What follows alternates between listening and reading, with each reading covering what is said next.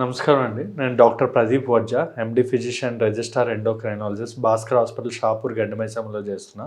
ఈరోజు మన topic fits గురించి. ఫిట్స్ దీన్ని ఇంగ్లీష్‌లో సిజర్స్ అంటాం, ఎపిలెప్సీ అనొచ్చు, లేదా తెలుగులో మూర్ఛ వ్యాధి అని కూడా అంటాం అనమాట. అసలు ఫిట్స్ అనేది ఎందుకు వస్తుంది? దానికి గల కారణాలు కానీ, దాన్ని వచ్చే ముందు మనకి ఏమైనా సిమ్టమ్స్, సైన్స్ ఏమైనా ఉంటాయన్నది మనం ఈరోజు డిస్కస్ చేద్దాం. యాక్చువల్లీ ఫిట్స్ అసలు ఇది ఎందుకు వస్తుంది అన్నది మనం తెలుసుకోవాలి. ఇది ఫిట్స్ అనేది ఒక న్యూరలాజికల్ డిసార్డర్ అండి. ఇప్పుడు మన బ్రెయిన్‌లో నరాలు ఎలక్ట్రికల్ యాక్టివిటీ ఉంటుంది. అంటే మన బ్రెయిన్ నుంచి ఎలక్ట్రికల్ యాక్టివిటీ ద్వారా మన బాడీ అంతా ఇవి పెయిన్, నొప్పికి సంబంధించినవి కానీ, వేడికి సంబంధించినవి కానీ, ఇవన్నీ బ్రెయిన్ నుంచి మనకి సప్లై అవుతుంది. ఈ ఎలక్ట్రికల్ యాక్టివిటీలో ఏమైనా మార్పులు వచ్చినప్పుడు మనకి ఫిట్స్‌లా వస్తుంది. ఫిట్స్‌లా అంటే లైక్ చేతులు, కాళ్ళు కొట్టుకోవడం, పళ్ళు కొట్టుకోవడం, లేదా నాలుక కొరకడం, ఇలాంటివన్నీ జరుగుతాయన్నమాట. This is nothing but neurological disorder.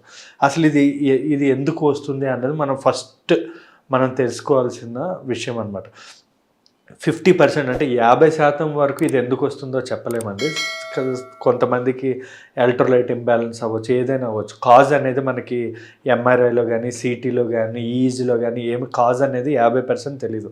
కానీ 50% మాత్రం దానికి ఏదో ఒక కాజ్ ఉంటుంది. లైక్ కొన్నిసార్లు మన బ్రెయిన్లో ఉన్న నరాలు డ్యామేజ్ అవ్వడం వల్ల. డ్యామేజ్ ఎందుకు అవుతుంది? లైక్ మేబీ ఆక్సిజన్ తక్కువ అవడం వల్ల, లేదా బ్రెయిన్కి రక్తం సప్లై సరిగా అవ్వకపోవడం వల్ల, లేదా తలకి దెబ్బ తగలడం వల్ల, తలకి దెబ్బ తగిలి లోపల బ్లీడింగ్ అవ్వడం, లేదా బీపీ ఎక్కువైపోయి నరాలు చిట్లి లైక్ బ్లీడింగ్ అవ్వడం వల్ల కానీ, లేదా కొన్ని రకమైన క్యాన్సర్స్, లేదా స్ట్రోక్ రావడం వల్ల, ఇలా దేనివల్ల అయినా కూడా మనకి ఫిట్స్ అనేది వచ్చే అవకాశం ఉంటుందండి.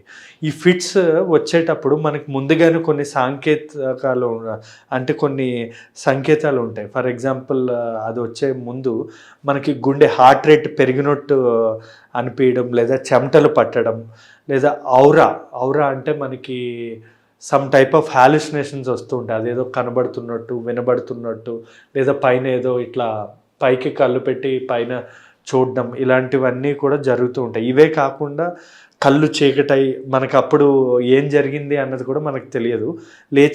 మళ్ళీ స్మెల్, టేస్ట్ అంటే మనం తినే టేస్ట్ తెలియకపోవడం, స్మెల్ తెలియకపోవడం, చెవులు వినబడకపోవడం, ఇలాంటి సిమ్టమ్స్ ఏవైనా కూడా మనకి ఫిట్స్ వచ్చేటప్పుడు ఈ రకమైన సిమ్టమ్స్ ఉంటాయన్నమాట. మనకి అప్పుడు ఫిట్స్ వచ్చేటప్పుడు మనం ఏం చేస్తూ ఉంటామంటే, చాలామంది చేతిలో ఐరన్ కీస్ కానీ, ఐరన్ ఏవైనా పెట్టి దాన్ని పట్టుకోమని చెప్తారు. దానివల్ల ఫిట్స్ తగ్గిపోద్ది అని అనుకుంటాం. కానీ నిజం చెప్పాలి అంటే అసలు దీనికి అసలు సంబంధమే లేదండి. మనం చేతిలో కీస్ పెట్టినా పెట్టకపోయినా అదే ఆటోమేటిక్గా ఒక ఇన్ని సెకండ్స్ వచ్చాక అదే తగ్గిపోతుంది ఫిట్స్. అది నార్మల్ ఫిట్స్ అయితే. కాకపోతే మనం అట్లా ఫిట్స్ వచ్చేటప్పుడు కొంచెం ఇక్కడ ఇట్లా పట్టుకొని ఒక సైడ్ తలని గట్టిగా పట్టుకొని పడుకోబెడితే సరిపోతుంది. ఎందుకంటే నాలుక కొరుక్కోవడం కానీ, గ్యాస్పింగ్ ఇలాంటివి జరిగే అవకాశం ఉంటుంది. కాబట్టి మనం ఈ జాగ్రత్తలు తీసుకుంటే సరిపోతుంది. అసలు ఫిట్స్ వచ్చినప్పుడు మనకి దాన్ని ఎలా మనం డయాగ్నోసిస్ అంటే ఏదైనా ప్రాబ్లం ఉందా అని మనం ఎలా తెలుస్తుంది అంటే, ఫర్ ఎగ్జాంపుల్ కొన్ని టైప్ ఆఫ్ బ్లడ్ టెస్ట్లు ఉంటాయి, సిబిపి అని.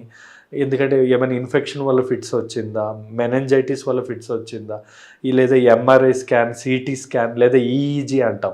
మనం పడుకునేటప్పుడు మన బ్రెయిన్ ఎలక్ట్రికల్ యాక్టివిటీ ఎలా ఉంది, ఇలాంటి టెస్ట్లన్నీ చేసుకొని మనం ఫిట్స్ ఉందా లేదా మనం డయాగ్నోస్ చేస్తామన్నమాట. ఇంకొకటి ఏంటంటే, ఈ ఫిట్స్ వచ్చేటప్పుడు మనం వచ్చిన వెంటనే మనకి లెవిపిల్ అని చెప్పి, ఎప్టోయిన్ అని చెప్పి కొన్ని ఇంజెక్షన్స్ ఉంటాయి. అవి మనం అప్పటికప్పుడు ఇచ్చేసుకుంటే మనకి ఆ ఫిట్స్ రాకుండా ఉంటుంది. తర్వాత మనం అది ఎందువల్ల వచ్చింది అన్న దాన్ని బట్టి మనం డయాగ్నోసిస్ చేసి దాని ప్రకారం ట్రీట్మెంట్ ఇవ్వాల్సి ఉంటుంది. దీంతోపాటు మన బాడీ అంతా రిలాక్స్ అవ్వడానికి డయాజెపం, లోరాజెపం అనే ఇంజెక్షన్స్ ఉంటాయి.